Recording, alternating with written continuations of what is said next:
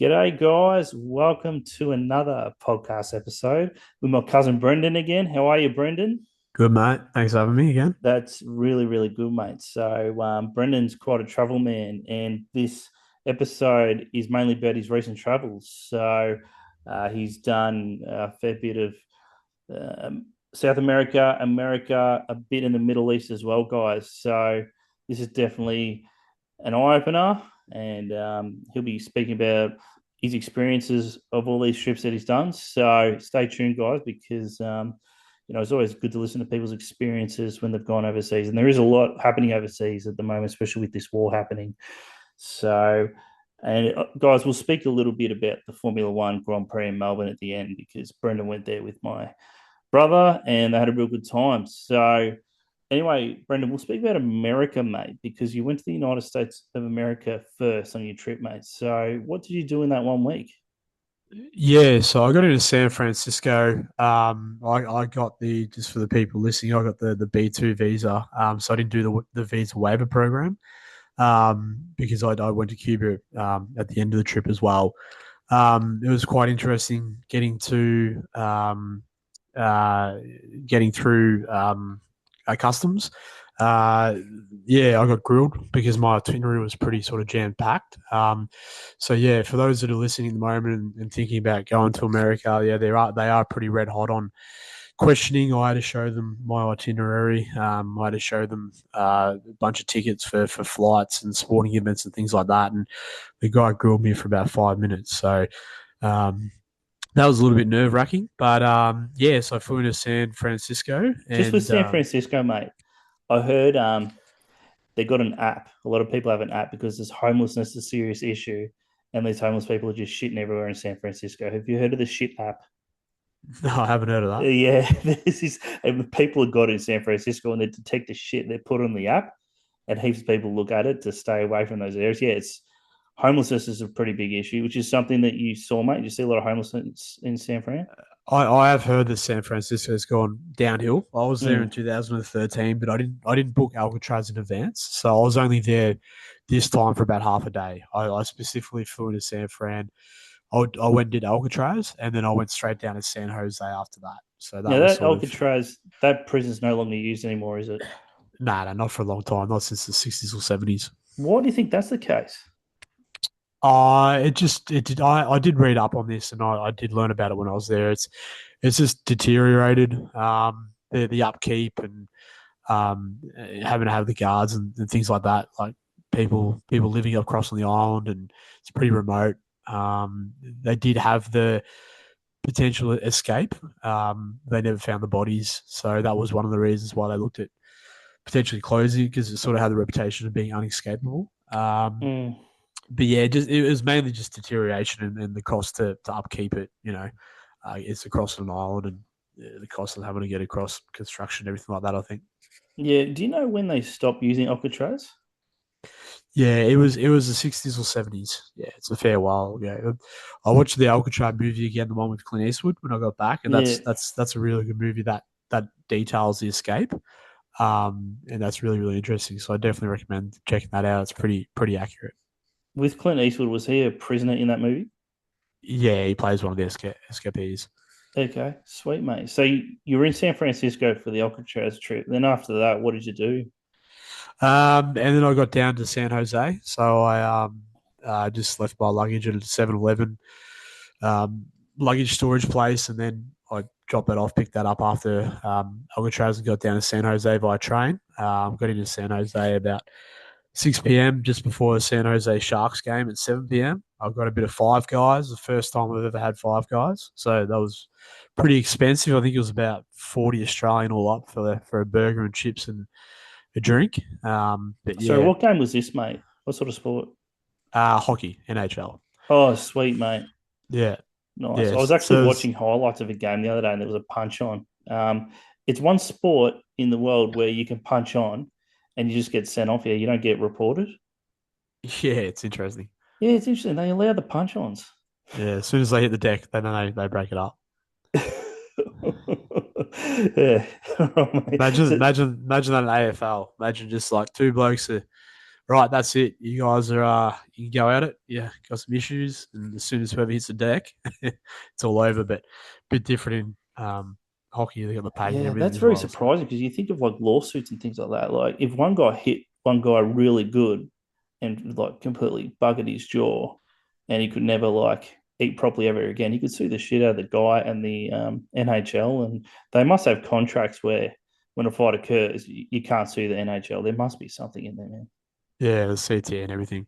But yeah, the hockey game was really good. I was a bit jet lagged. I had an overnight flight via Tokyo, so I left it after the second period, but I really enjoyed it. It was a bit slower than I thought it was going to be in terms of like the stoppages and stuff. The game itself was fast, but there's a lot of stoppages for them to clean the ice, and then there's the two intermissions and stuff like that. So it Mm. was a bit slow. But yeah, I left it after the second period, and there was 6 goals scored or something in the last period, so I missed out on that. But anyway. Yeah, nice, mate. So after that, mate, where'd you go? Flew to Vegas the next morning. I've been to the Grand Canyon before. I was originally going to go and do the Grand Canyon West. I'd done the Grand Canyon South back in 2013, but I was just too tired. So I wanted to do Hoover Dam as well, but I just canned that and just walked the strip, just checked out the strip. I love Vegas.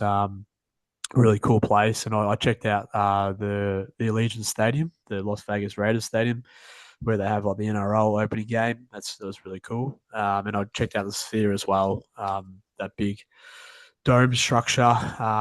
That's like a musical events, and I watched Hmm. the Wizard of Oz. They had that on, and it was really really cool.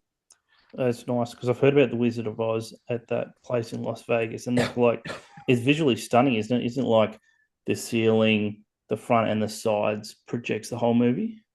Oh yeah, it's incredible. But like Yeah. your seats vibrate and stuff as well. Mm, Yeah, I got the cheapest tickets, so I was up towards the back, but they're probably arguably the best tickets for a movie. mm. Because you're going to be looking up anyway. So yeah, really really cool. It's And very it's very interesting. yeah, it's very immersive as well. They shoot out confetti and stuff and wind and everything like that when they have the hurricane scene, and it's really cool. That's nice, mate. How much was it a ticket to go to that? Oh, it was pretty expensive. I reckon I'm going to say close to 100 Australian. No, actually, it was more than that. I think it's about 140 Australian or something. Yeah, it Jeez. was pretty exy. Yeah, all the What other events over there. movies? What other movies do they show at this place? I'm not sure. Yeah, I can't say off the top of my head. There's just a mixture of like DJs and concerts, and Hmm. then movies. I'm not sure what they're showing next. They might be showing something different now. How long were you in Vegas for? Just 2 nights. Oh, nice, man. Did you shoot guns at a shooting range? Nah, I didn't do that anyway. Nah. Have you ever been to a shooting range? Yeah, I did it in Cambodia. It was interesting. Just shot a Yeah, the clip of guns are loud, man.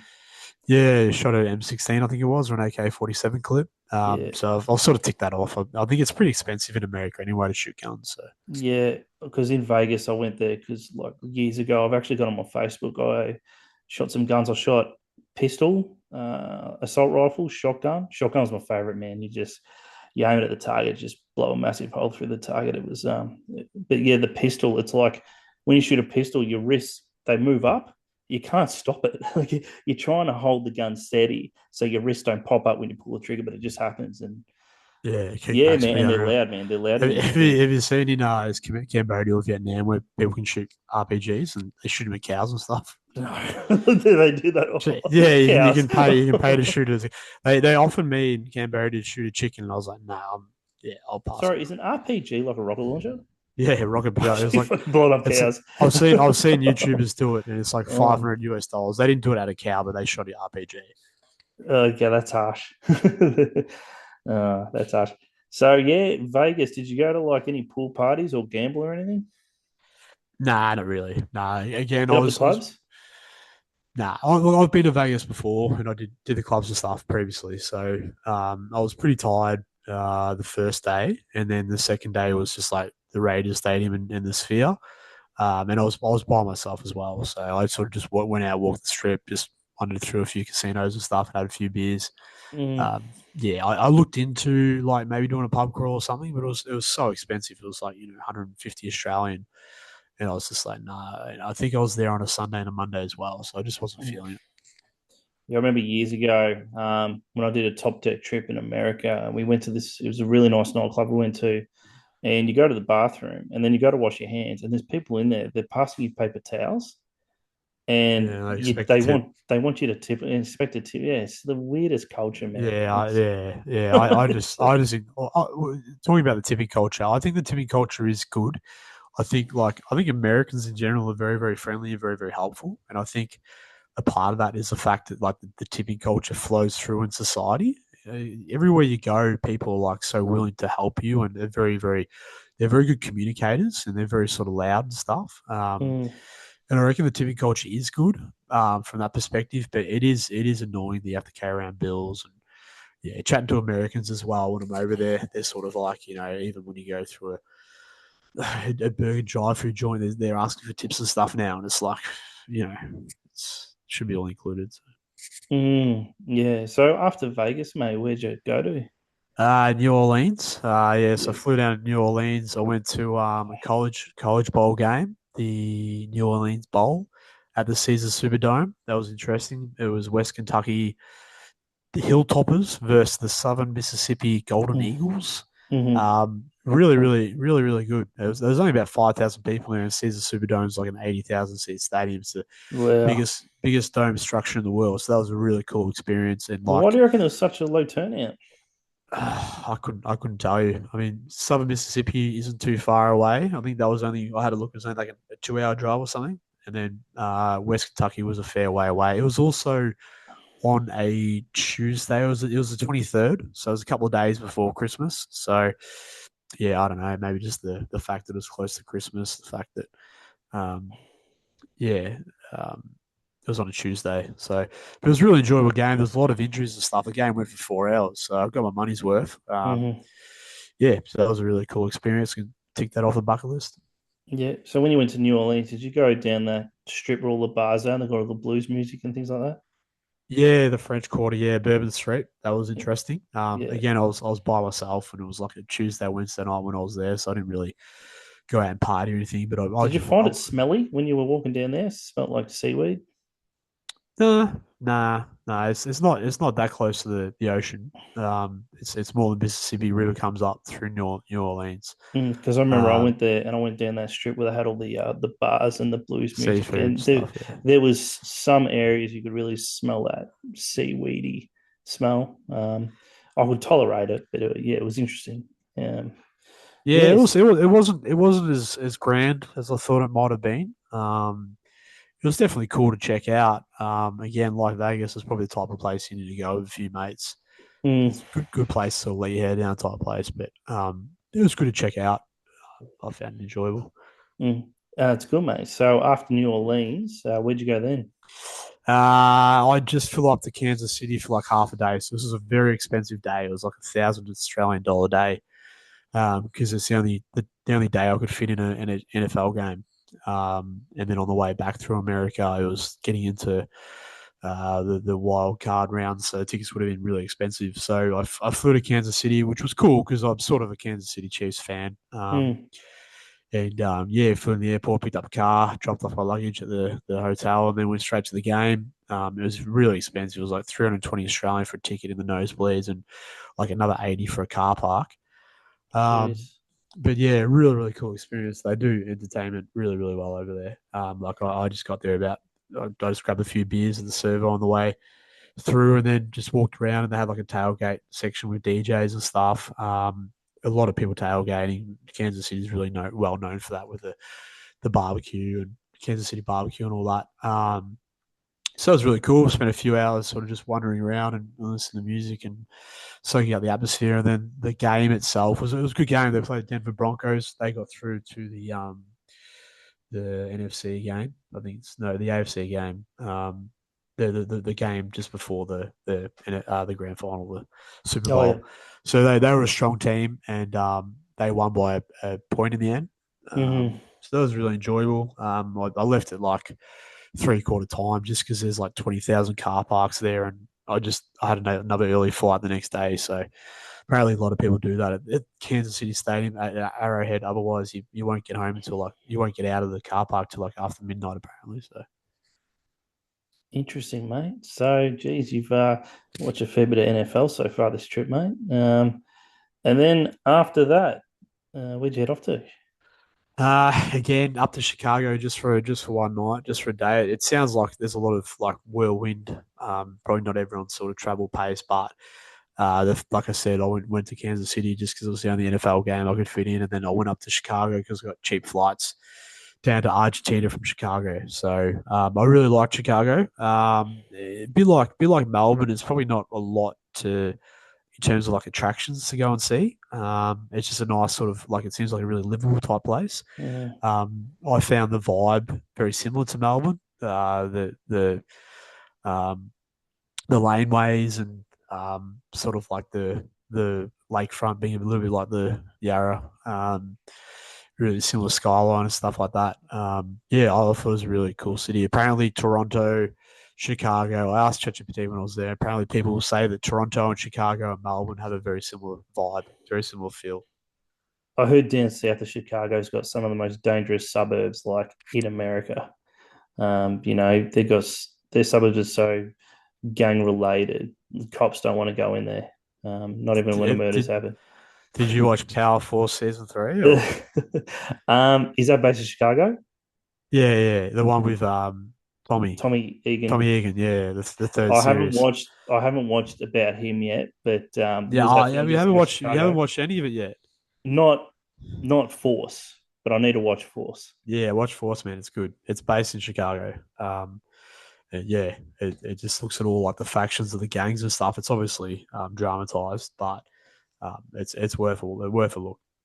Yeah, yeah, no, um, probably not the South, but Yeah, yeah, I should see the TV series. But if I ever go to Chicago, I don't want to go south, but yeah, definitely those other nice areas. I heard they've got a lot of massive tower buildings. Is that true? They got in terms of a city, they got heaps of like massive high-rise buildings. yeah. The CBD looks sort of similar to Melbourne, and they got the nice theaters and stuff as well, which is, and they do have the river that runs through it as well, which is pretty Mm. similar to the Yarra. So I found it to be very similar vibe. I went out to the Chicago Bulls game that night. The Bulls played the 76ers. Josh Giddey play. He did. Yep. Yep. So that was Did he really, play a good really. game? I think he went all right from what Mm. I remember. I think he might have gone a double double or something. Yeah, he's on big money. I heard he's on real big money at the moment, which is good. He's a good player, and if he's going to stay at Chicago long term, he wanted a lot of money. So he's a guy that other clubs are interested in, and it's good to see that he's doing well. Him and Dyson Daniels is doing well. Atlanta Hawks. Ben Simmons, he's in no man's land. He's quite the fisherman these days, Brendan. I don't know if you follow him on the socials, but I think he's over basketball. It's just a shame. He's 29 and he's not on a list. And he looks he's committed to the fishing now. Yeah, bit of a strange guy, Ben Simmons. Bit of a strange guy from my impression, but yeah, Australian basketball is in really good position. Mm, Yeah, it's the most recent NBL series on the weekend just gone was fantastic. Yeah, it seems like there's a real big following and viewership and stuff in Australia now of basketball. So you mm. see some of these like Rocky Sikorsky, and there was one other kid, a Sudanese kid from Perth. He was like 2 meters 23 or something. He was on the news the other day. So he's He'll yeah. probably end up in the NBA. Yeah. The influx of a lot of these South Sudanese guys is good for Australian basketball. Pretty tall. Yeah. So after Chicago, mate, where did the travels go after that? So I got like a dirt cheap airliner overnight. No, it was an overnight. Yeah, it was an overnight flight to Buenos Aires, where I met your brother. Got in first day, just slept, and then caught up with Timmy, went to the gym, and then we met the crew that night. I think we met the crew that night. We went out. We went for dinner, and the restaurant that we went to ran out of power. Or the power went out, so Jeez. that was a bit of a shit show the first night. Bit of an interesting way to get to know everyone. And Sorry, then this is Brazil, isn't it? no, this is Argentina. Argentina, sorry. This is Buenos Aires. Is Buenos Aires a Uh, capital? Yeah, yeah, Buenos Aires is a couple. Yeah, Yeah, Timmy it's was saying, who's my brother, by the way, pod listeners, he was saying that he reckons it's one of the safest cities in like all of South America. yeah, it would be. It's got a really European vibe. And Mm, speaking of my Mexican tour leader that we'll talk about later on, and she was sort of saying like, they think they're the Europeans of South America. They think they're a bit superior to the rest of South America. So like the architecture and stuff, because apparently like half of the population was Italian, and the other half was Spanish, I believe. Yeah, half was Italian, half was Spanish. So it wasn't even like locals that started the city. So it's got a very European, a lot of European architecture, a very European vibe.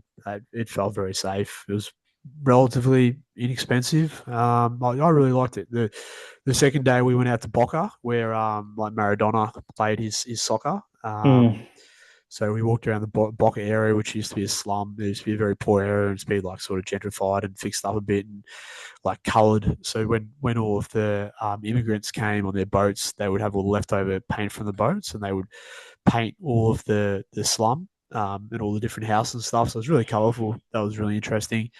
And then I can't remember what we did after that, but we did a tango show that night, and the tango show was like all inclusive. So I got stuck right in.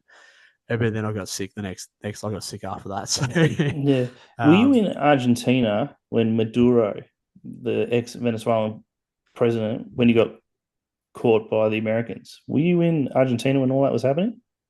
nah, I think that was about the 2nd of January. So I remember talking and sort of bantering one of the American lads about that. We would have been flying from Iguazu Falls to Rio. I remember that morning. Oh, okay. Yeah, I remember sort of bantering the American guy about Team America World Police. So Um, when you're in Rio in Brazil, was there a lot of celebrations? Because look, something ridiculous since 2013, over 7 million people from Venezuela left Venezuela because Maduro was just running a shit show and heaps of them were leaving. I know a lot of them went to Argentina, and when Maduro was caught, Argentina was just chockers, just like it would have been close to 1 million people just celebrating in the streets. Was a lot that in Rio when Maduro got caught? nah, nah, I didn't. No, You it's didn't see nothing. people celebrating heaps in the streets and that. No. No, interesting, mate. So yeah, Argentina. So how long were you there for? We were there 3 nights. So the first day we did the sort of the Mm. Boca tour, and we did a bit of a I can't remember what we did after that, but we had the tango show the next day. I went and did Boca Stadium with one of the fellows of the tour from Ecuador, and we did the Boca Stadium tour, and then we went over to River Plate, where the other big team in Buenos Aires plays. That's the biggest stadium in South America. So Boca Stadium was really interesting. It's not a very big stadium, like it's pretty small. You would think in Australian standards there'd be maximum 20,000 fans allowed in it, but apparently the capacity is 58,000. So Jesus, they um, just squish up in it. yeah, it's got a brutal atmosphere. They all jump and sing and jump on top of the away teams change rooms and stuff to intimidate them, and they all jump and like the earth has moved and stuff. And then River Plate is a stark contrast. It's like Boca's like represents like the lower socioeconomic Mm. status, whereas River Plate's obviously the higher because they're a really nice stadium. They had Coldplay there last year, and it's like a 85,000 seat stadium. They're looking at making it even bigger. Apparently, they're looking to put a Just that roof on and Boca stuff. Stadium. When there's a soccer game, does one supporter of a team group have to sit on one end, and the other supporter group have to sit on the other, or can mixed Nah, they don't. support? They don't let away fans in. Apparently, it's Okay, that it's that brutal an atmosphere. They don't let away fans in because it would cause too many dramas, and also too because Boca's a pretty big club. 58,000 seats is pretty small for them, so they just let all their members and stuff in. But tickets are pretty expensive apparently to go to a game. It's pretty high demand. yeah, it's just a shame. Argentina isn't the only South American country with this problem. I went to Colombia, went to a soccer game. So lucky, not many people went there. But yeah, when they got a game, you got to have one supporter group sit on one end and one supporter group on the other. You can't have them sit amongst each other. It's just punch-ons throughout the game. It's just ridiculous, especially the derbies. Like Bogota have a couple of teams, and yeah, when the derby game's on, yeah, it's you can't have them sitting mixed with Yeah, each other. They're just it's the punching on. same. It's just stupid, mate. Yeah, it's the same thing in Europe anyway. Like when I went to a Bundesliga game, I went to a Serie A game, and it's the Mm, same thing. They're all cordoned off in their own row, and then the entrance area is like heavily guarded by armed police on both sides that mm, let this away supporters safely get in and out. It's mm. pretty Even full on. after games, like you hear of stories, there's like fire brigades set up because there's going to be big punch-ons outside the stadium after games. Sometimes they just hose down people and break up fights or just hosing down people. You heard that as well? Yeah, I met these American guys in Ibiza one time, and they were saying that they'd just been in Barcelona or Real Madrid, in Madrid for the El Clasico, Barcelona versus Real Madrid, and Mm. one of their boys was wearing the away team's jersey in the city. And they was like, they were like, "You sure you want to do that?" He's like, "Mate, whatever. I'm just a tourist." And within 5 minutes of walking out of their hotel, he'd been jumped because he was wearing the away team's It's jersey. so his stupid. his mates are just like, "He's an American. He's a tourist. Like, just just relax." It's so stupid. It's actually sad, you know. Just people are so fucking dumb and so crazy with their sport. Like It is a bit, yeah, you seen the Green Street Hooligans, that movie about it's like you got these alcoholic support groups for certain English soccer teams and they just punch on with other support groups from English soccer teams. It's yeah. fucking stupid.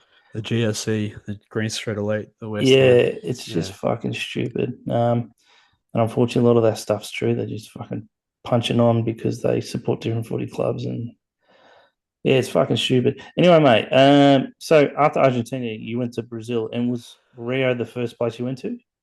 nah, we went to Iguazu Falls. So Iguazu Falls is on the border between obviously Argentina and Brazil. I met a Brazilian girl back in 2013, and she said she was from Iguazu Falls and showed me photos, and I always sort of wanted to go there. So this tour aligned really well. Of like So in one of those Iguazu areas, Falls, what do they got there? waterfalls. Yeah, just Google it after this or There you probably go, YouTube. and they got a lot of like residential housing near there. No, it's so the go is like it's in a national park. So it's pretty remote. And then there's cities. There's a city on the Argentinian side, there's a city on the Brazilian side. So we got in there, and like I said, I was getting sick at this stage. Mm, And we went on the Brazilian side, which is really cool. It's beautiful. It's just like a kilometer long, just endless amounts of waterfalls and stuff. And you mm. can walk right along the top of it. And then I went downhill.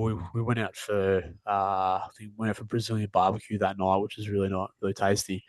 Then I went back and I was just coughing and sneezing and stuff. And so the next day, the crew went to the Argentinian side of the Iguazu Falls, which is a bit of a different experience. You can walk along the top, Mm. and they did jet boats and stuff as well. But I'd already paid for the jet boats, but I had to give that a miss, so it was a bit of a shame. But yeah, So is what then it is after for me. that, you went to Rio de Janeiro. Yeah, next day I went to Rio. Rio was fantastic. Like as soon as we drove in, I was like, oh shit, I wish I had booked an extra night here. It was so beautiful. Why was it so beautiful? Just the beach and all that. Oh yeah, just that whole area of you've got beaches, you got lake, you got mountain ranges and stuff like that. You've got the Christ the Redeemer on top of the mountains overlooking sort of the lake, and then you've got Sugarloaf Mountain, which is sort of standing out on a peninsula, and then you got the Copacabana Beach, which is sort of like it must be like 4 or 5 kilometers long. Mm-hmm. Um, yeah, they had a DJ play there New Year's Eve, and they had 2 million people there on the beach. So Jeez. that was only 4 days or 3 days before, and it just stunk of urine like the whole. Yeah, apparently it doesn't stink like that year round, but the whole place just stunk of urine. So that was a Jesus. bit of a bummer, but it was everything that you Was it see. free? So 2 million people went to check out this DJ. Was it free, or did they have to pay to go see him? I believe it was free. Yeah, Wow, uh, they must have been making heaps of money from selling drinks and all yeah, that. a million or 2 million. I can't remember, but it was Fuck, it that's was crazy, yeah. man. Was it properly organised with heaps of security in that, or you got no idea?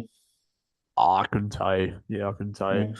So comparing Rio de Janeiro to Buenos Aires, which city was, I'd say, classier? Which one had the better architecture, the less homelessness, and things like that? Oh, they're completely different. Yeah, Buenos Aires by far. Rio de Janeiro is like Copacabana Beach is beautiful. That area is all very touristy, but you drive a few kilometers out of there, and the 30 minutes between there and the airport, it's all sort of just pretty average. And then we did a one day we did a slum tour one day, and that was the day I was sick. It was bucketing down rain. We're walking through this like sewer water that's coming up from the sewers and stuff. Like it was just grim. And I got an email um, that from Vieta saying they couldn't give me tickets for Machu Picchu, which is in a couple of days, and I was super bummed that day. But otherwise, it was really good. We went up to Sugarloaf Mountain, the cable cars go up there. That's beautiful views. We did Christ Redeemer. We got up there early before the crowds and stuff, and yeah, so that was epic. That was Mm. and then me and the Ecuadorian dude, we went and checked out the Macarena. I think it's called the Mm-hmm. Macarena. The Macarena is a big stadium in de Janeiro. It's a really famous stadium there. They've had some pretty infamous events. Yeah, it's really interesting. Was there a lot of in Rio? Was there a fair bit of homelessness or people trying to come, like the locals coming up to you asking for money or things like that? Was that a bit of a problem there? No, not really. When No. you're in when you're in a tour group, you don't Mm. really notice these things. Now the people were pretty chill, especially like where we were in the hotel area. I didn't get hassled at all. A lot of tourists and stuff. The people were pretty friendly. Buenos Aires is pretty developed place. I don't remember getting hassled or anything. I wouldn't expect the people would. Um, yeah, but it's just like you were saying with the south of Chicago. There's certain places in Rio that you just wouldn't go. You know, Mm. A lot of slums there in yeah, the bad areas. all the tourists basically just go airport to the Copacabana area. Like if you downtown, the actual CBD is a bit further along, and Mm. that would be rough as guts, I'd imagine. Um, but yeah, yeah, it Which was. city do you reckon had nice looking women out of Rio de Janeiro and Buenos Aires? That's a good question. Uh, They're completely different because More dark like skinned women in Rio? yeah. So the history of Rio is that the Portuguese brought Africans with them. They Mm. brought African slaves with them. So yeah, they're darker skinned, whereas the Buenos Aires more Latino, more Italian, Italian. What was I saying? Spanish. They're probably more my type of women. So I would Mm. say, Fair call, mate. yeah, there's a lot of beautiful dark skinned, dark hair women in Buenos Aires. Mm. No, it's fair enough, mate. It's good you go to different cities and you experience different beauty in women and things like that. No, it's good, mate. So then after was Rio the end of your Brazilian trip? Yeah, Rio was the end of the trip. Like I Was it said, Mexico after that? I went up to Peru. So I went up to Peru. I did Lima for a day. Just got around and had a checked out Lima, and then I got up to Cusco. So Cusco is about three three something kilometers, yeah, about 3.3 kilometers above sea level. So it's high Mm. altitude. So I flew into there and I immediately got out of there because a lot of people get altitude sickness. And then I stayed halfway to Machu Picchu in a place called Ollantaytambo. Mm. I just stayed there for a night. Just a really nice little town. If anyone does Machu Picchu, I definitely recommend doing a bit of a stop at Ollantaytambo. And then the next morning, I got the train through to Aguas Lentes, which is a town at the base of Machu Picchu. At this stage, I didn't have any ticket. Oh, I had a ticket for that day to go to above Machu Picchu, but Mm. not actually go in it. So I sort of learned online that you could get last minute tickets. So if anyone's listening that goes to Machu Picchu and you can't get tickets online, the online portal is the tickets for 2026 came out like January 3, and I was online waiting, but I hadn't made a profile yet. Stupidly, I've been looking at the tickets for like 3 months, and I hadn't made a profile. Then the day that the tickets came out, I had to make a profile, and it was being glitchy. So apparently, a lot of tourists have problems with that website. So that's a bit of a tip for anyone listening. A lot of people do just organise doing like a day tour from Cusco, and then the tour operator will just book everything for you. That's what Timmy did, but it's a really, really long day. Mm-hmm. So I got into Agus Calenti's about 9 a.m. and then I just went to the Ministry of Tourism, and you just line up and you get a number, and it took about 20 minutes, and I walked out for a ticket the next day to go into Machu Picchu. So I just Mm. chilled the town itself. Agus Calenti's is beautiful. It's definitely worth checking out again. Like Islands of Tambo, for anyone that goes there, I would recommend avoiding doing the 1 day trip to Machu Picchu and do a couple of stops and stay in Agus. It's a beautiful little town. Just had a couple of chill days there, and then I went up to Machu Picchu the first day, and it was just like beautiful weather. It was just like the scenic ticket overlooking Machu Picchu, and then the next morning, I went up through Machu Picchu, so it was really, really cool. And that was number 6 of the 7 wonders of the world for me. And then when we got to Mexico, I did the Chichen Itza, which was number 7. So Nice, mate. Then after the Peru, it was Mexico after that. yeah, yeah, yeah. So That's nice. the True Travels, Group tour. yeah, True Travels is a British company. I've done a couple of tours with them now. Another really good company for anyone that's looking at doing a trip. I did one in the Philippines just before COVID, and they're a bit cheaper and sort of a bit better value for money. Yeah, so this one was about six nights or something, 6 nights, 7 days. It was about Mm. 2,100 or something like that Australian. And we met in Cancun. Cancun was not what I expected. Cancun was very like just a city, like just run down. There was nothing beautiful about it, so that was quite surprising. Mm. Did you watch that Um, movie back in 2003, The Real Cancun? no, You were a teenager back then, and yeah, I had a mate who had a burnt copy of it, and we watched it, and it was just these Americans who were on either spring break, like break from yeah, uni, or spring break. even the ones who have finished their degrees, they go there, and yeah, a lot of them just cut loose and party, and Yeah, there's like a spit that goes off the coast a little bit off the peninsula, and that's where all the hotels are. So I think that's where you've got to sort of go because otherwise Cancun is just a city. Like there's mm, nothing interesting about it at all. It's just where everyone flies in. Everyone else stays further down. At it'll come to me in a moment. We'll get to it in a moment. But we got out of there the next day. We met the group. There was me and 8 girls. Really, really good group. Good group of girls. Being a British company, there was six British girls. There was an Italian mm, girl and a German girl, and then being the only bloke, I got my own room, which was great. So I didn't have to pay extra because I had the twin share. So we went to Isle of Holbox, which is a little island. mm, It's very similar to when we did Gili T. Remember Gili T off mm-hmm. Bali?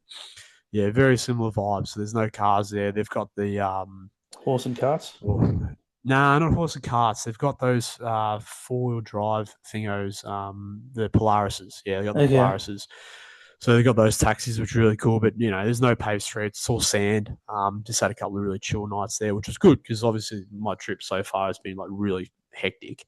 It's been like one, Mm. Do especially you the American reckon? part. So this, Yeah, you reckon many cartels are at the Cancun? I think the peninsula is pretty well protected by the police because it's so touristy. Yeah, I think the peninsula itself because it's so touristy. But yeah, I've heard about I heard some iffy stories. I'll go on Google Maps. I can't quite remember the Yeah, because places' you names. think because it's such a tourist attraction, at least the cartels that aren't covered in tat, some would go there just do Yeah, drugs and all that. the tour leader that I had, she was just like, if you hear about any like tourists getting killed or anything or whatnot, it's because they've been involved in drugs. The Mm, cartel don't just go looking for causing people dramas. Like you know, they're only going to cross you or kill you if you're caught up. Like there was did you hear about the Australian surfers? They were on the other side of Mexico. They had their heads cut off. how long They ago were was thrown down a this? well. Oh, jeez. It was not that long ago, within a year or two. So they were surfers, and Mm. then So they got yeah, drugs off cartels, probably promised them money back, and they couldn't do it, and they lost their heads. I think yeah, I think they were just more. I did read about it. I think they were more just the girl was trying to mug them, and they wouldn't give their stuff up, and then yeah, they killed them. She's connected So with just cartels. Google it. Okay. Yeah, I'm not sure. Just read about. Anyway, so we went to Isle of Holbox. It was really cool. Very Mm. similar to Gilly Cheese. A couple of chill Hmm. days there, and then we went to the we was there a couple of nights. So we went to the Chicken Itza, which was really cool. Like I said, that was number seven, one of the world for me. It didn't look real. It looked like it was a like computer generated image. Just didn't look real. It was really interesting too, like the architecture behind it. That yeah, it's got They're all the this pyramids, really yeah. interesting. Sorry, The mate. pyramids. I've got the itinerary here. So that's when you checked out those pyramids. No. Pyramids, not the pyramids of Egypt. This is the Chichen Itza pyramid. Yeah, that's what I meant. I've got images here that look like Yeah, pyramids that yeah, you got to check out. Chichen Itza, yeah. yeah. So it's really cool. It's really interesting that they built it specifically so it like would catch the light at certain times, and it would like tell you the date and calendars and all this sort of stuff. So it was really interesting. Definitely worth check out. And then we went to Merida. Merida apparently is one of the safest places in Mexico. Hmm. Really, really beautiful with a lot of Spanish architecture and stuff like that. And No cartels. yeah, apparently, no, apparently it's got a reputation of just being a really beautiful place, and they Yeah. really, really safe. So we Mm. spent a couple of nights there, had some really cool churches and like squares and architecture and stuff there in Merida. Oh, that's the other thing that we did as well. We did the cenotes. We did a couple of cenotes, like the cenotes are swimming holes. Mm. They were sinkholes and they've been filled up with water. They're just beautiful. So really, really, really cool. We did two different locations, and the one of the locations had about five different pools. So, anyone that goes to Mexico and does the Yucatan Peninsula, make sure you check out the cenotes. If you just Google the cenotes in between or near Merida, most of them are near Merida, so they're beautiful. Hmm. And then we went across to Playa del Carmen. Playa del Carmen is the one that I was thinking about. So Playa del Carmen, like you could compare Cancun to like Cuda, and then like Playa del Carmen is more like what's the place over along in Bali? Um, Gili uh, Trawango.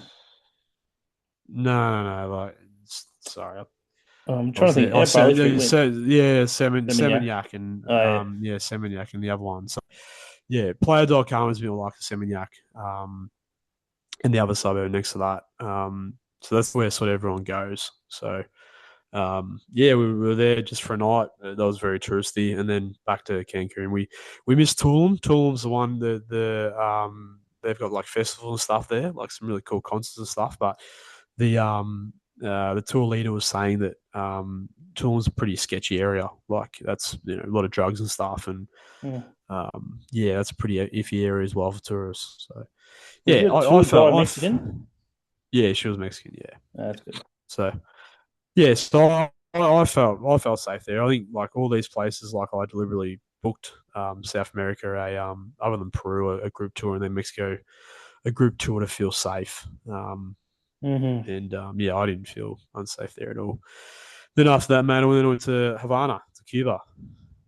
Yeah. So there's actually a bit of shit happening with Cuba at the moment, and Donald Trump's sick of them, and he's Yeah, actually stopped oil from being transported to Cuba, and a lot of Cuba is actually struggling with power at the moment because he stopped oil from being um, transported there, and he wants a regime change. Now it's a lot more low key compared to Iran because he's not trying to bomb the shit out of Cuba.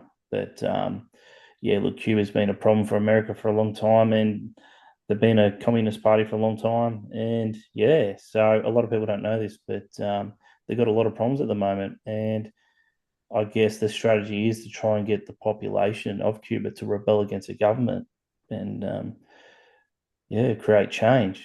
So yeah, Trump's he's been swinging the axe, especially his second term. It's the last 4 years he'll ever get as president. He's just swinging the axe. He's just going after countries and the ones he doesn't like, the ones that don't support America. He's making it very hard for him, Brendan. And anyway, mate, Cuba. When you were there, they didn't have power outage issues at the time. nah. I think they do have rolling power outage issues. Yeah, so America's got a trade embargo in place with Cuba that's gone all the way goes all the way back to the '60s with the when they were aligned with the Soviet Union. Hmm. Um, and then yeah, as you're saying at the moment, they're struggling to get They're an ally with Venezuela, so whether they got a lot of oil from Venezuela or whatnot, I'm not sure. But yeah, so I sort of got lucky with the timing there. That apparently it is pretty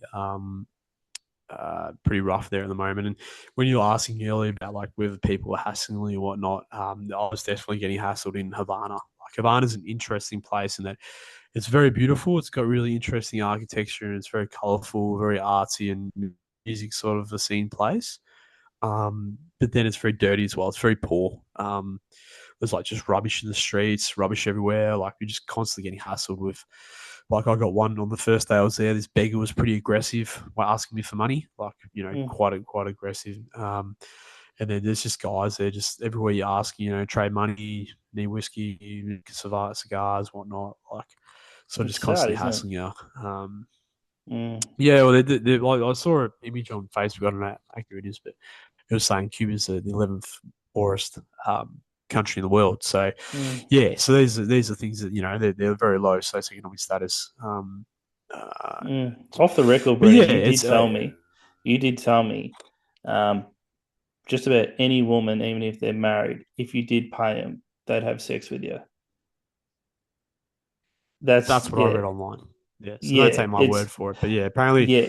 apparently prostitution is rife, and when you're talking about people hassling you, yeah, girls were sort of hassling That women as well. a lot of But them would but sell their like I bodies for $100 Australian easy, by the sense of things. yeah It's yeah pretty sad, yeah. isn't it? I know Thailand's not a country that has that issue. The women are very easy to hook up with, and you offer them the dollars, they'll hook up with anyone.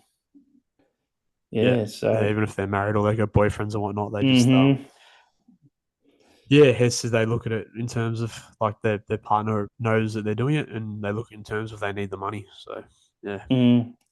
Speaking of it is Cuba, what it is.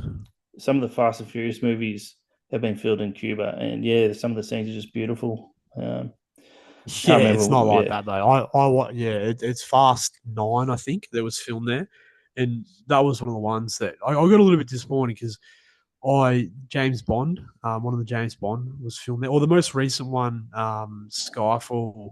Mm, There's a scene that was filmed there, and then the one that has Halle Berry in it, Die Another Day, I think. mm-hmm. There's a scene that they said was filmed in Cuba, and then when I was there, I found out it wasn't filmed in Cuba. And then I went to the filming locations of the Fast Nine, and it looks nothing like from the movie. I watched the first 5 minutes of the clip, and it's just like grotty, dirty, yeah, nothing like what the Mm.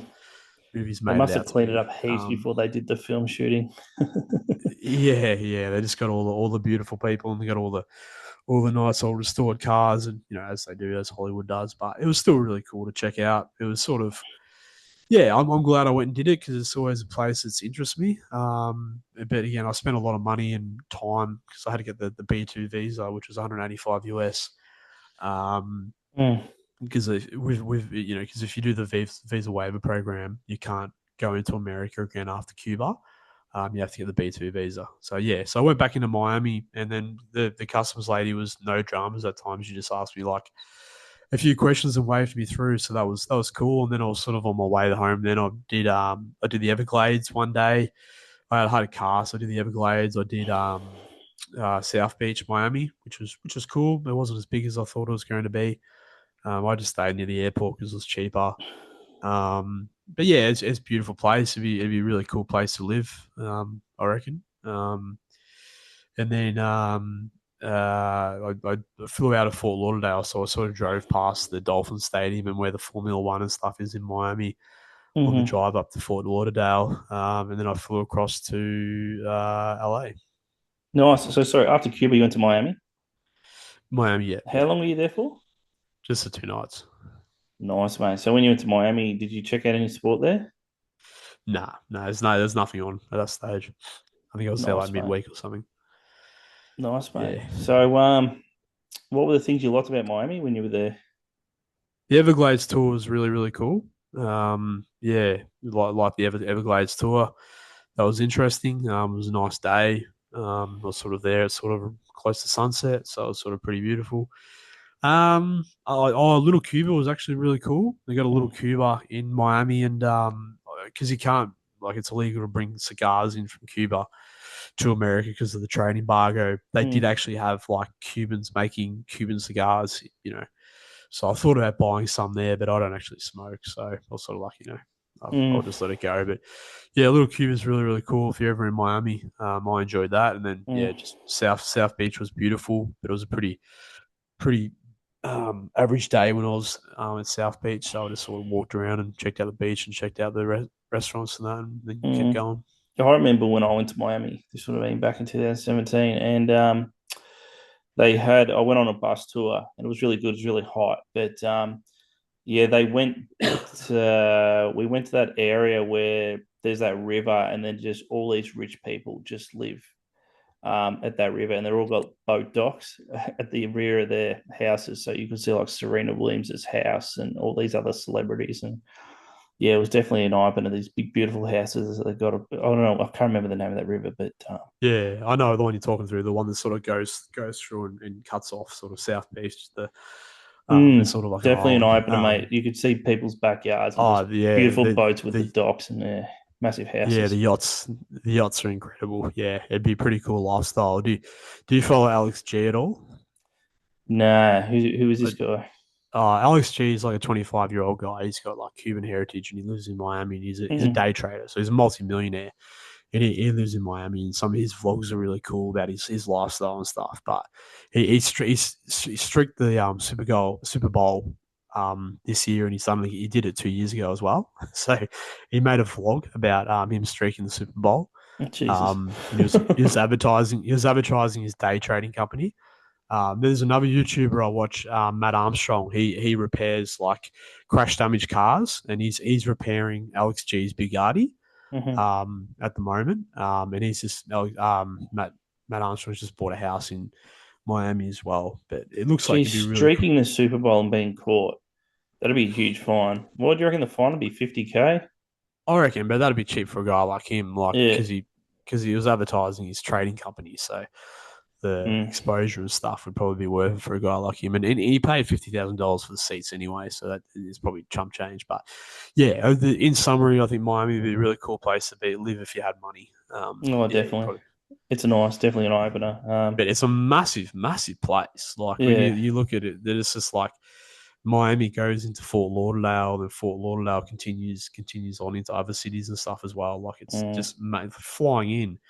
It's a massive city. mm. Florida State, where Miami's in, it's got a population about the same as Australia's, maybe a bit more. So yeah, a lot of people there, mate. So Yeah. after Miami, you went to LA. Yeah, again, I was heading home now, so I flew to LA just for the night, just because I was going to the Clippers Lakers game, so that worked out Mm. perfectly. Who won that game? Clippers did. Yeah, the Clippers did. Mm. Um, I had a yeah, look I at think the they. NBA, the standings, and Lakers are like third top on the Western Yep. Conference. The Clippers are a bit lower. They've had 40 odd wins though. So both the Lakers and the Clippers look like they're going to play playoffs. There's only two home and away games left. Kawhi's having a very good year. He's 34. There was rumors of he's going to retire last year. He's just his body keeps breaking down. But this year he's played nearly 70 games and he's averaging 27 points a game. So Kawhi's back. Did he play in that game you watched? Yeah, it was good. It was Kawhi and Harden were playing for the Clippers, and Harden's then left. He went to Cleveland. yeah, well, he was playing for them at that stage, and then LeBron and Luca were playing for the Lakers. So yeah, it was pretty star studded. So I was pretty spoiled there. It was at the Intuit Dome, the Clippers' new stadium, which was a multi-million dollar stadium. It's just that was a really really cool experience as well. How I many stayed people in the can sit in wall. it? I did look. I think it's about 18,000. 18,000. How Yeah, much was your yeah. ticket when you went? Again, probably over.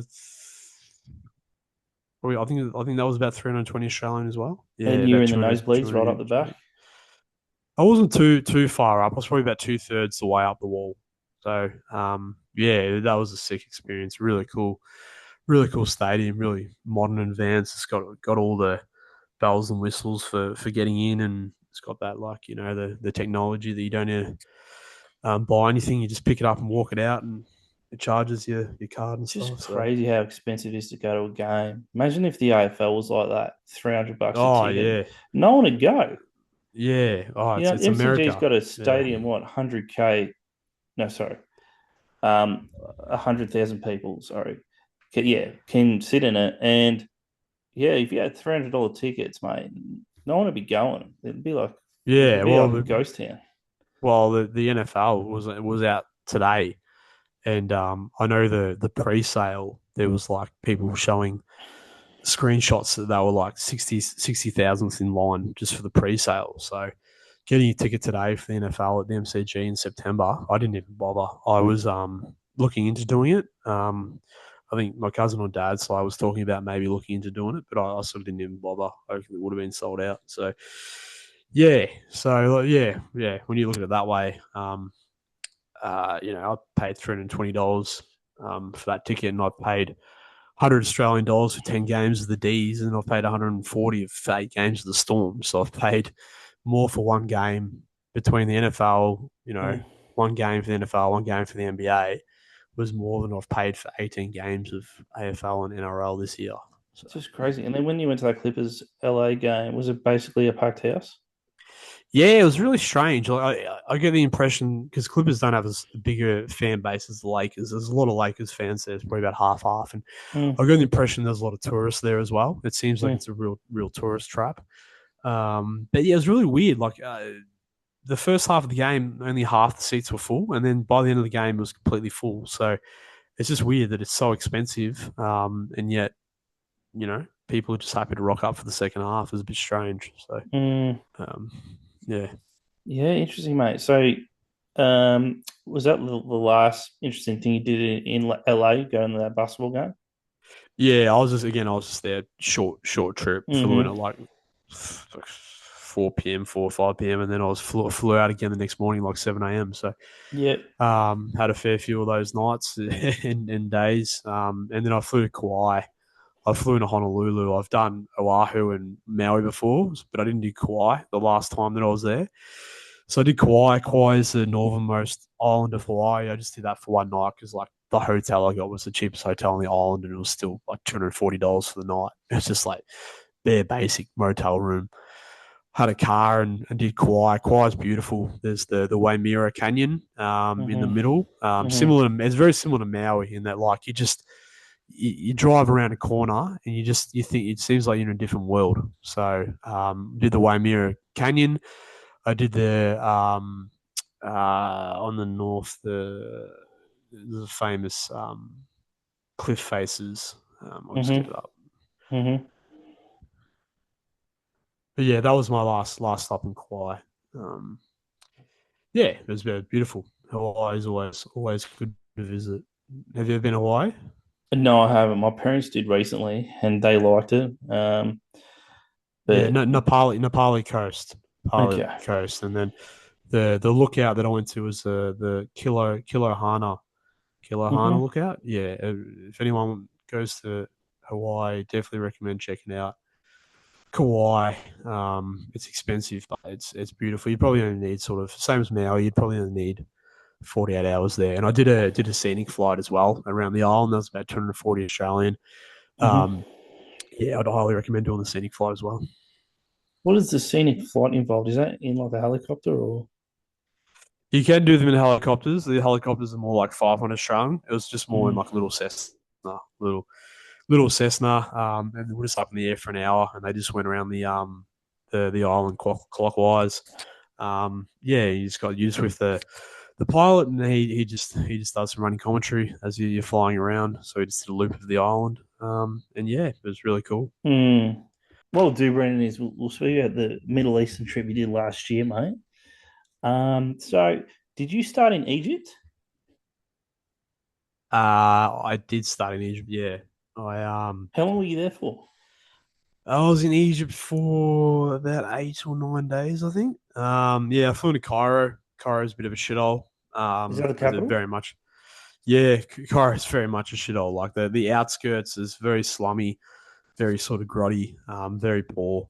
But and then you get into the inside. The inside is really, really nice. I did that at the end of the trip. The tourist area is quite nice. But I stayed in Gaza, not Gaza, Giza, um, Pyramids of Giza. So I stayed in Giza for the first night. So yeah, I got in there about midday, and I just went straight to checking out the pyramids.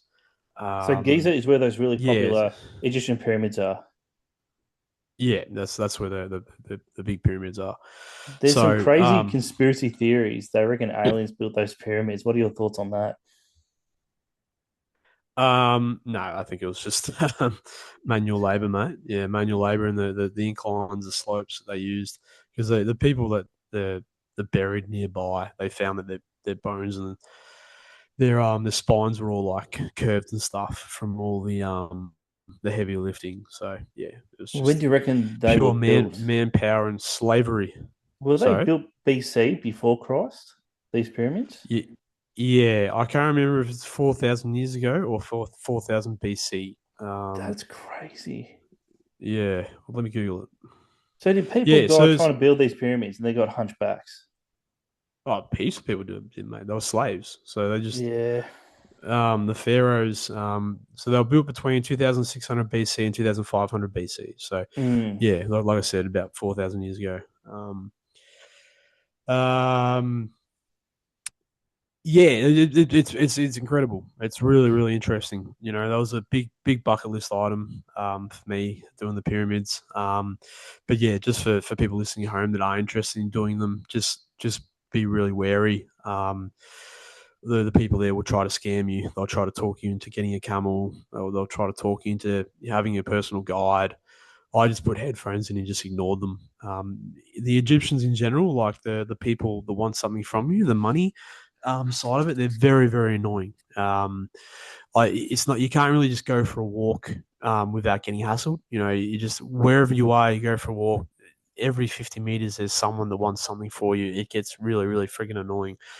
And there's a lot of YouTube vloggers and stuff out there as well that have sort of covered this. So I definitely recommend checking that out. Mm. Yeah, I would Were just any of these street people wanting money off you? Were any of them aggressive, kind of like Cuba?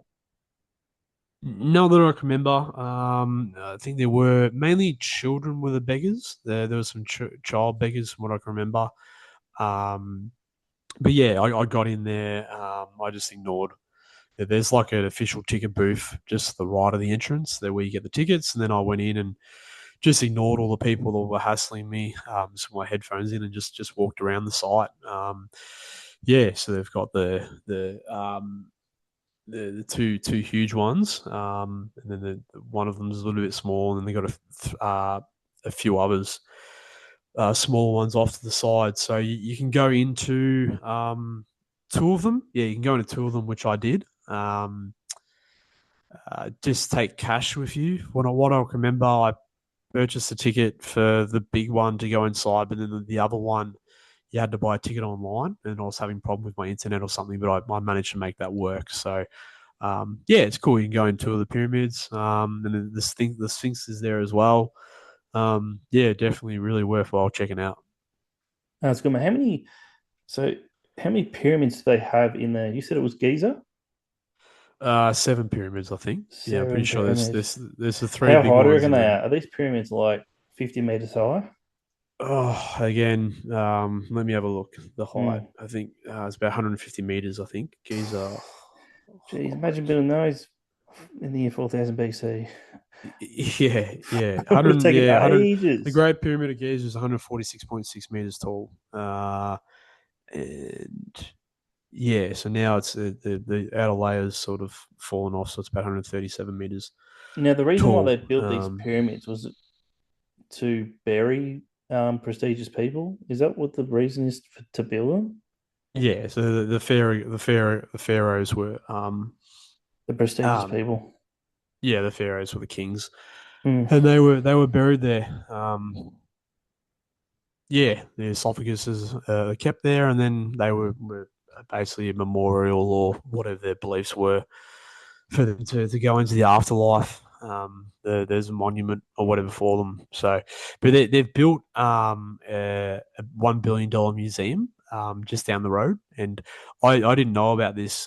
Fortunately, a girl on Hinge had some pictures of Egypt, and she told me that they were building this great Museum. Egyptian museum. Yeah, it's called One the billion Great Egyptian dollars. Museum. yeah, it's massive. It's the biggest museum in the world, and I was there when it was the soft opening. So it took them 20 years to build or something, not continuously. They just had a lot of interruptions and they couldn't afford and stuff like that. So Mm. if you go to Giza, you've got to do the Great Egyptian Museum as well. And they were building like a walkway or a driveway from the museum straight to the pyramids. So that whole experience was really cool. I got in the afternoon, did the pyramids, and the next morning did the museum, which has got a lot of art, heaps of artifacts in there, and it's got like Tutankhamun. The Mm-hmm.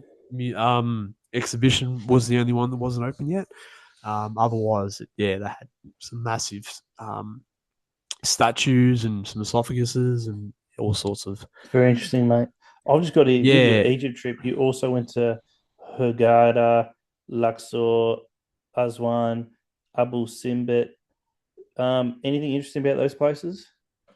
yeah. So Hurghada was a beachside resort. I Mm. didn't think it was that interesting. I would probably skip that Mm-hmm. if I was to go back, or if anyone Mm-hmm. was looking to go in there. There's another beach destination called Sharm el Sheikh, which might be more worthwhile checking out.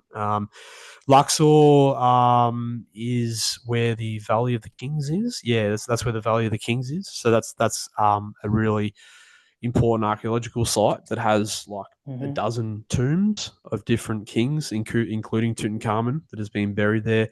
They've got the Luxor Temple as well, which is worthwhile checking out. Um, and then Aswan is further down the Nile. Aswan itself, I can't really. Yeah, there wasn't heaps to in Aswan. Oh, that's right. There was there's a famous temple there on one of the islands. That was definitely worthwhile checking out. It's called the Philae. Is it the Philae Temple? Yeah, the Philae Temple. So that's definitely worthwhile checking out. And then Abu Simbel is further down. That's like a day trip from Aswan, and Abu Simbel is where these great big statues. It's really interesting that they dammed the Nile, Lake Nasser, and they had to move these statues 70 meters up the bank. So they had to. It was they had because it's like a World Heritage listed statues.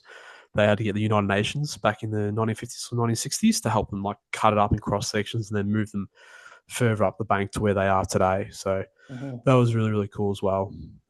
Yeah.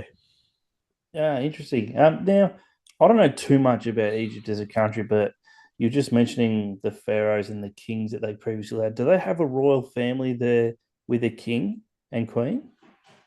Now, Yeah. I don't think so. No, no. I think Okay. they've got a very authoritarian government from what I read. Um, They're a democracy, yeah, yeah? yeah, very authoritarian, very right wing.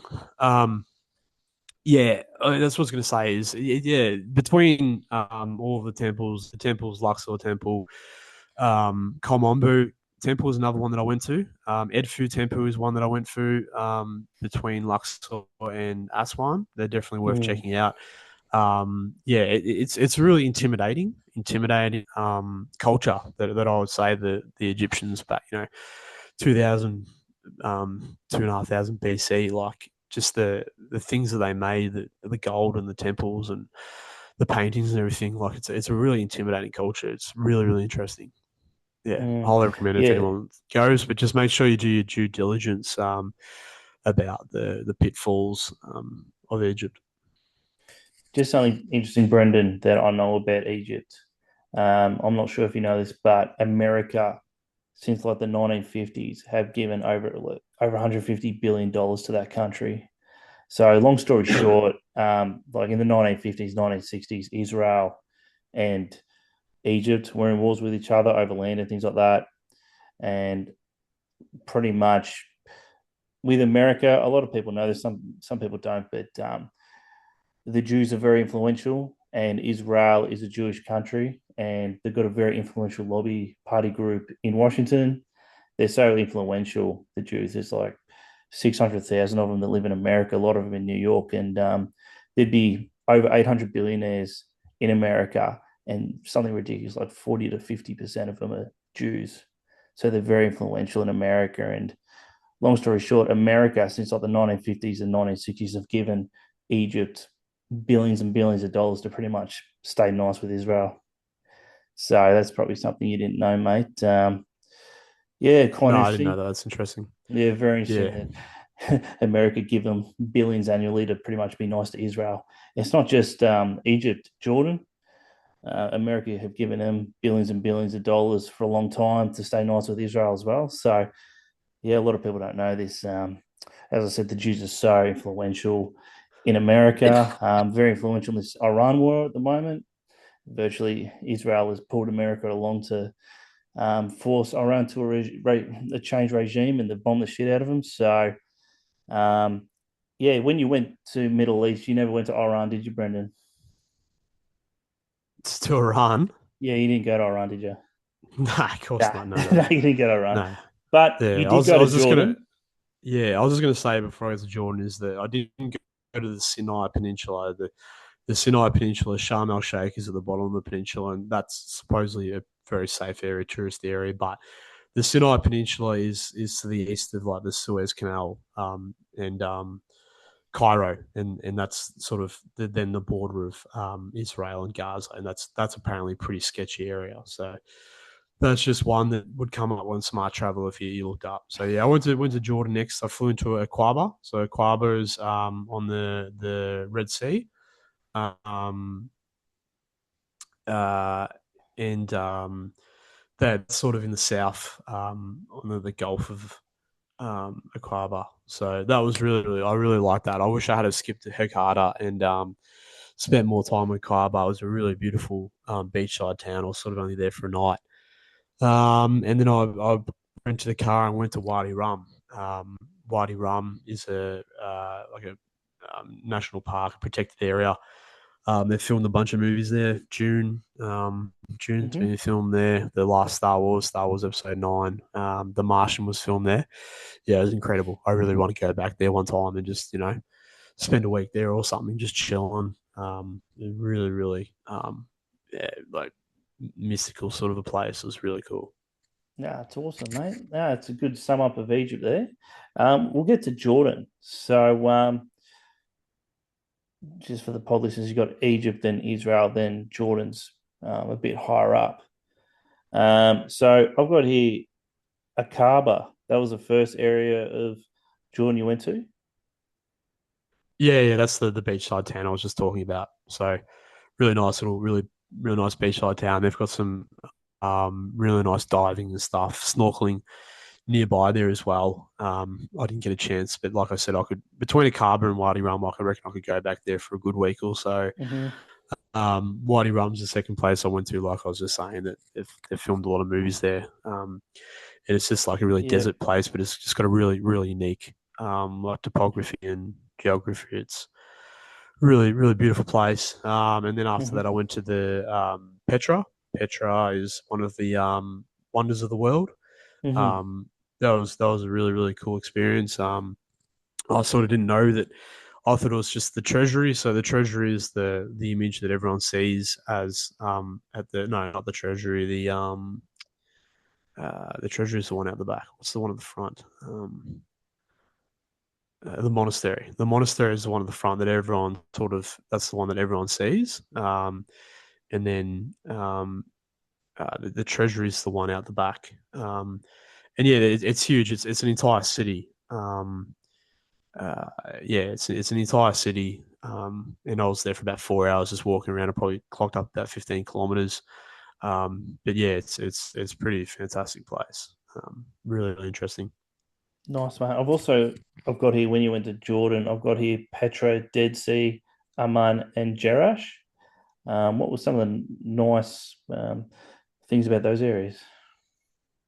Yeah, so I was just talking about Petra then being a wonder of the world. Yeah, Mm, you can go there. They've got a bunch of hikes and stuff there.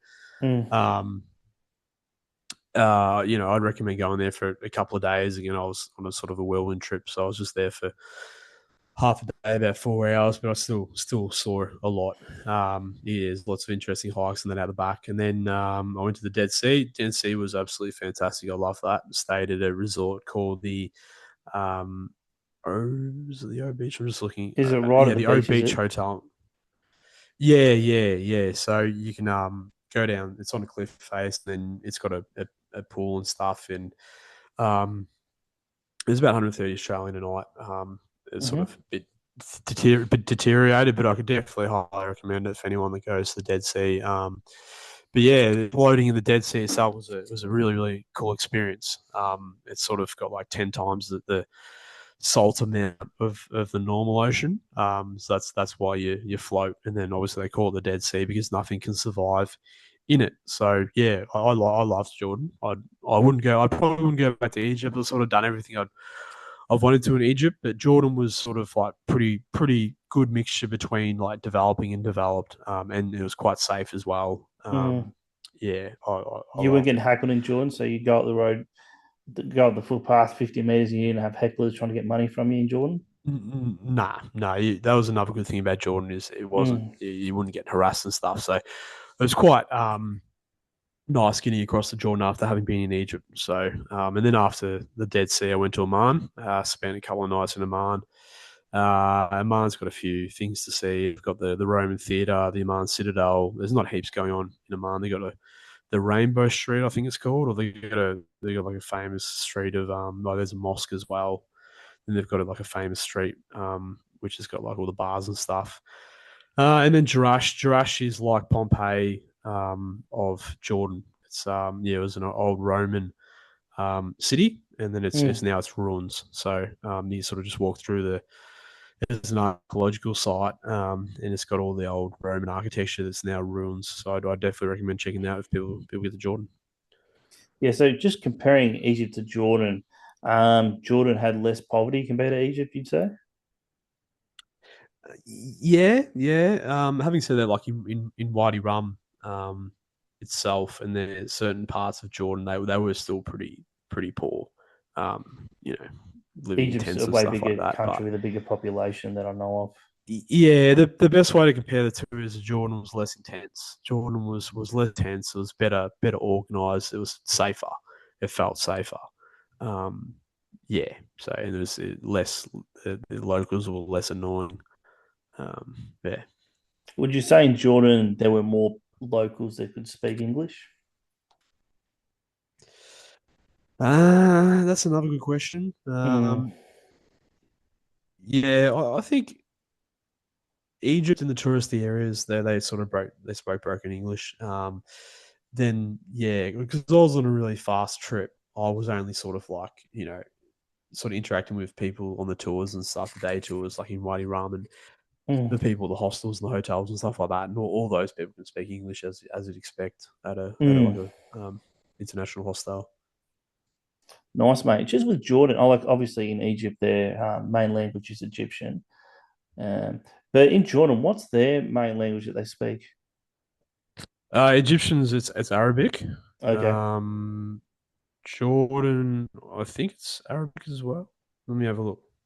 okay, okay, nice. Yeah, it's pretty interesting. Yeah, it's Arabic as well. Yeah, Jordanian Arabic. Yeah, so in the Middle Eastern world, most of them are Arabic.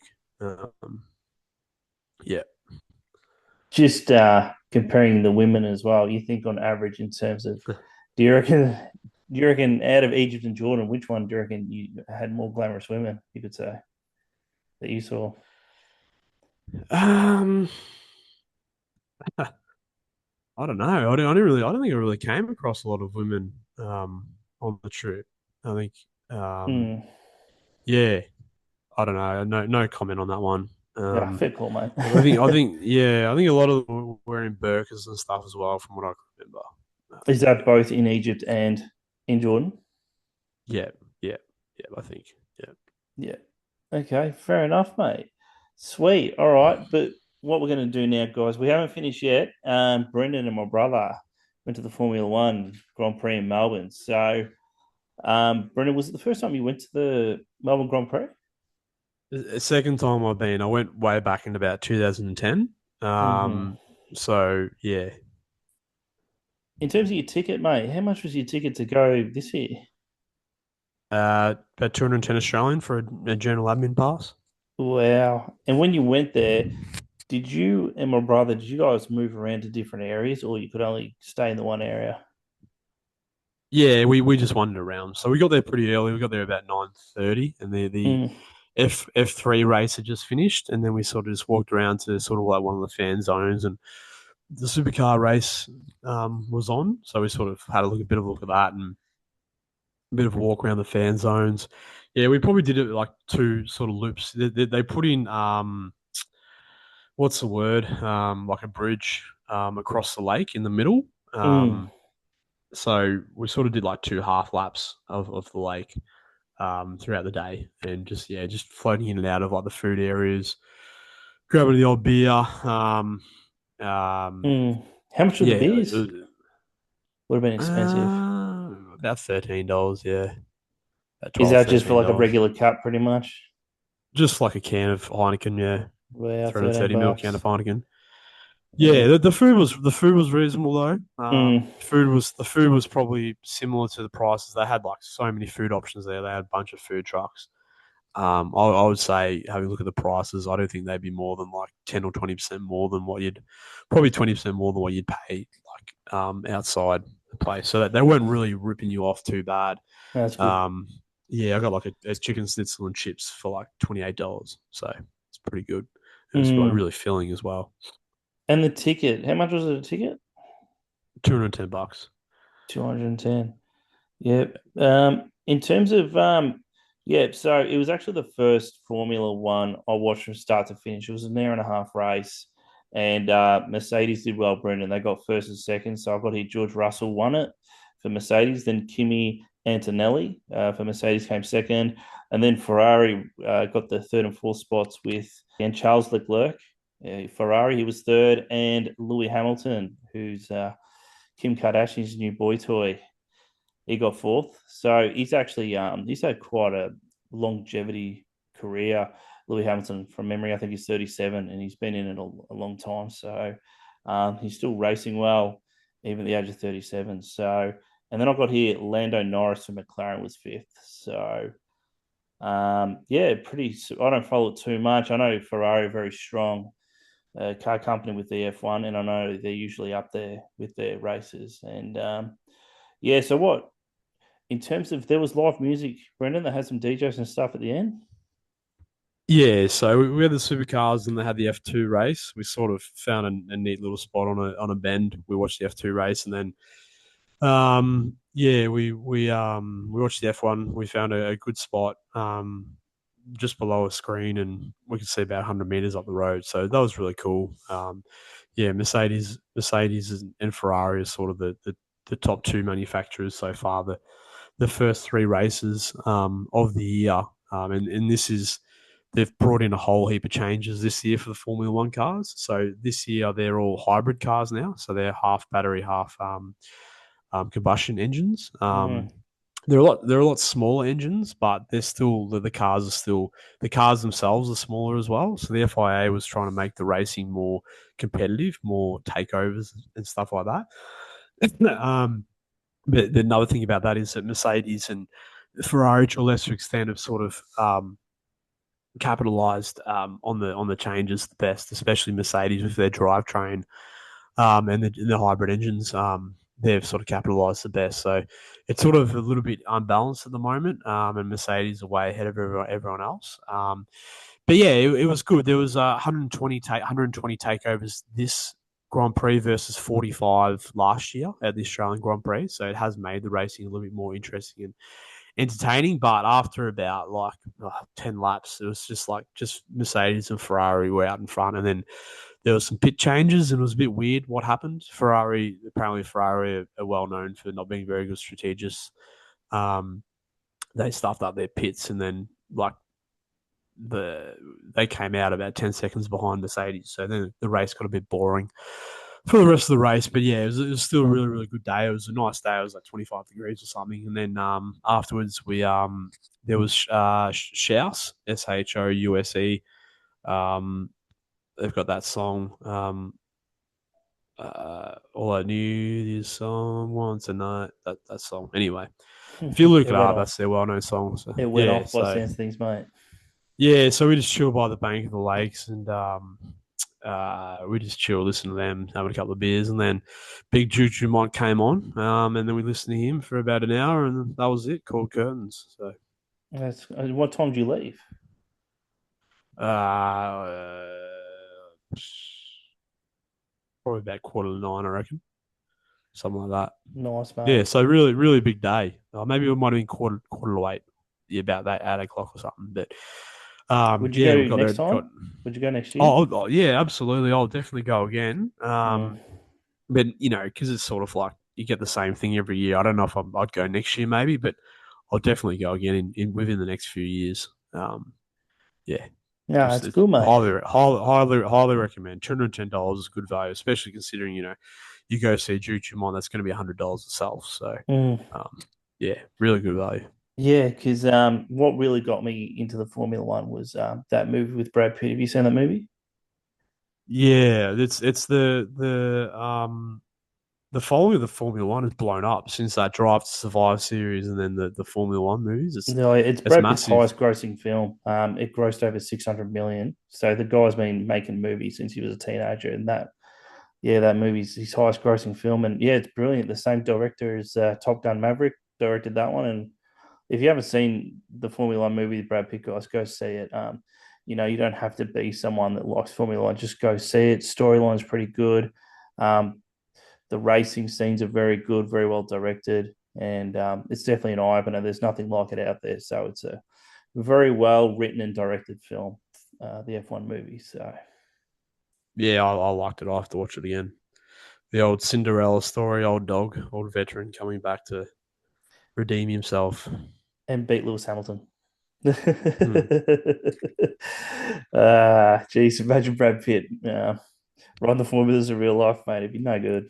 Oh, and that was the other big thing. Obviously, was the Australian Grand Prix was Oscar Piastri crashing out before the actual race began on the warm up Yes. laps, and everyone around us was just in disbelief. Everyone, yeah, the groan in the crowd when it came up. We thought maybe it was a replay from last year. It was just surreal when that happened. So yeah, a lot of people. There's so many people there who have got the papaya of the McLaren and Piastri gear on. So that was very anticlimactic and disappointing. So very good Mm, day.